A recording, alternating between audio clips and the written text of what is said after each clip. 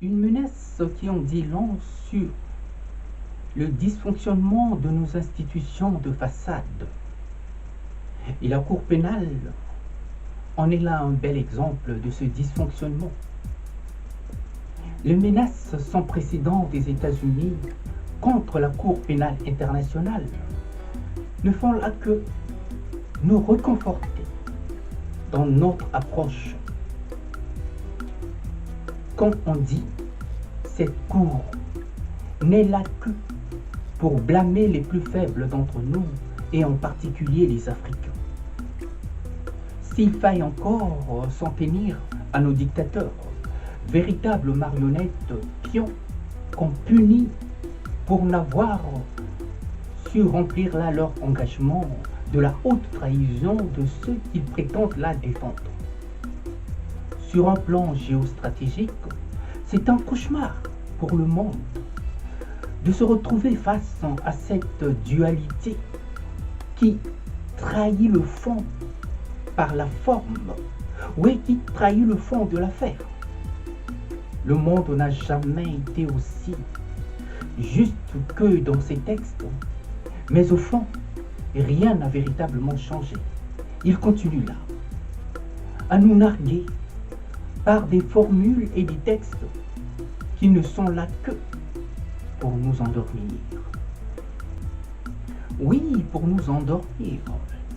La logique de deux poids, deux mesures, dans une société qui prétend être égalitaire, alors qu'elle n'a cessé depuis la nuit des temps, de briller là par ces inégalités toujours aussi criardes, d'une société bien malade qui sait là accommoder de son affection qui n'est autre que la politique à géométrie variable. La menace des États-Unis sur la Cour pénale internationale ne fait que, comme je disais tout à l'heure, me reconforter dans ce que j'en pense. Oui, je pense que l'expérience nous a rendus bien plus intelligents. Un autre outil de répression mis en place uniquement pour blâmer les plus faibles, et en particulier, comme je l'avais dit, les États noirs d'Afrique, à travers laquelle le peuple noir, toute une question de forme, et dans la formule se cache la vraie nature des choses dont il nous empêche l'accès. Le fond est bien plus redoutable qu'il n'en paraît. C'est juste une continuité de l'esclavage qui, plus visible, frappa la conscience humaine, oui, la conscience collective, par son inhumanité, les obligeant là à vite rectifier le tir pour faire passer autrement la pilule. Permettez que je me refuse à m'inscrire là, dans cette communauté des idiots de la cour. Oui, formule du commerce triangulaire tout en mettant l'homme noir dans un état de servitude totale. Ces institutions de renommée mondiale qui continuent là à briller par leurs clauses favorables, véritable injustice qui ne font là que creuser l'écart de notre profond malentendu sur la question. Une justice à deux poids, deux mesures n'est pas une justice équitable. Ne déformons pas là les mots.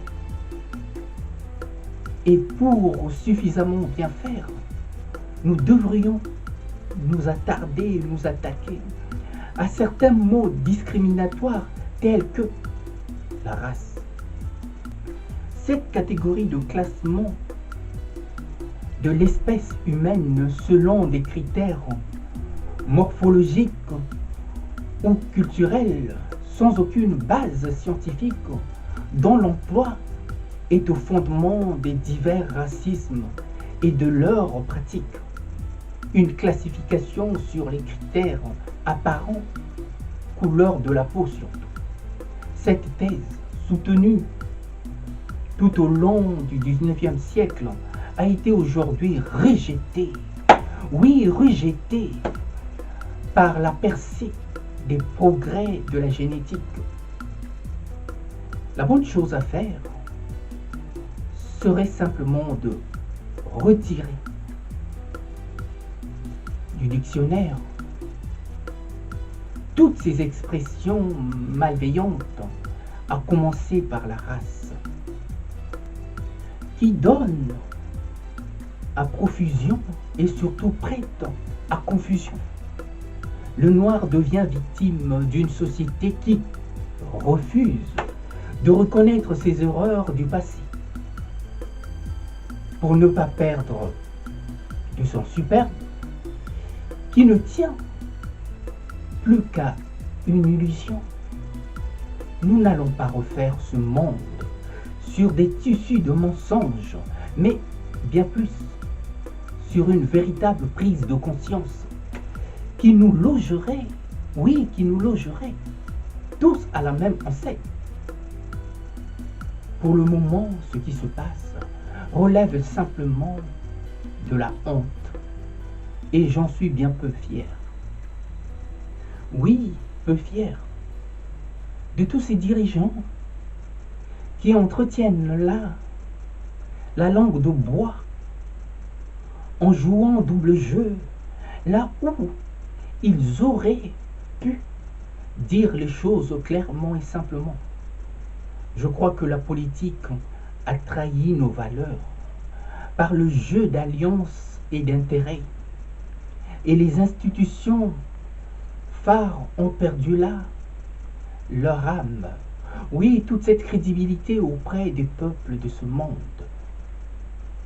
Désormais, la Cour pénale internationale a une grosse épine sous son pied. Et les Nations Unies traînent là un véritable boulet.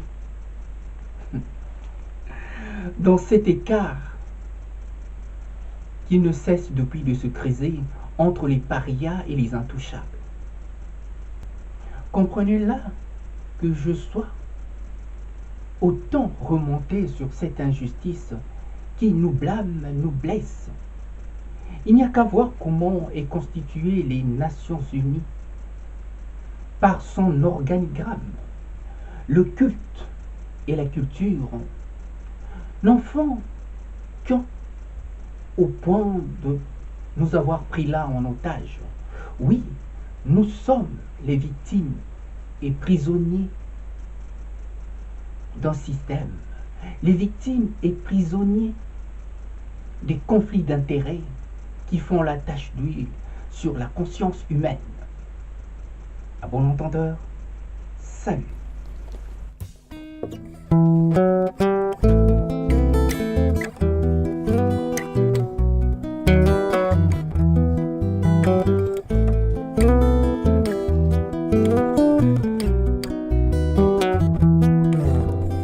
Un jour, tu t'en iras comme une voix qu'emporte le vent, comme une voix qu'emporte le vent, au-delà des mers. Un jour, tu t'en iras comme une voix qu'emporte le vent, comme une voix qu'emporte le vent, au-delà des mers.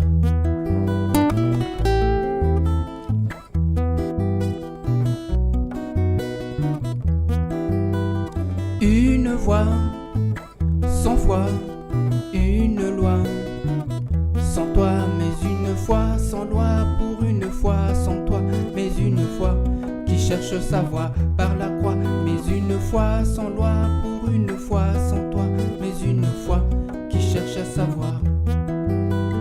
Plus de droits, de rois, ni de mots, de bourgeois, que des mélopées d'amour pour assouvir ma passion, telle est ma plus belle hymne d'amour. Que des mélopées d'amour pour assouvir ma passion. Telle est ma plus belle hymne d'amour.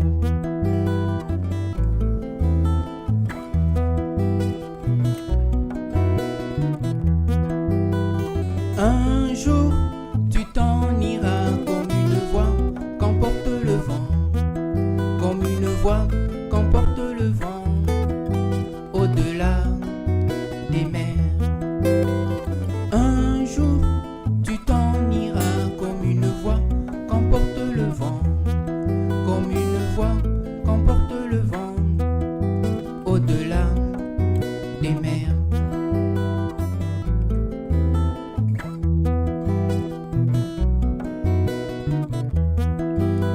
Au nom de l'amour qui nous engage, bien malgré tous ceux qui nous divisent, que des mélopées d'amour pour assouvir ma passion. Telle est ma plus belle histoire d'amour. Que des mélopées d'amour pour assouvir ma passion. Telle est ma plus belle hymne d'amour.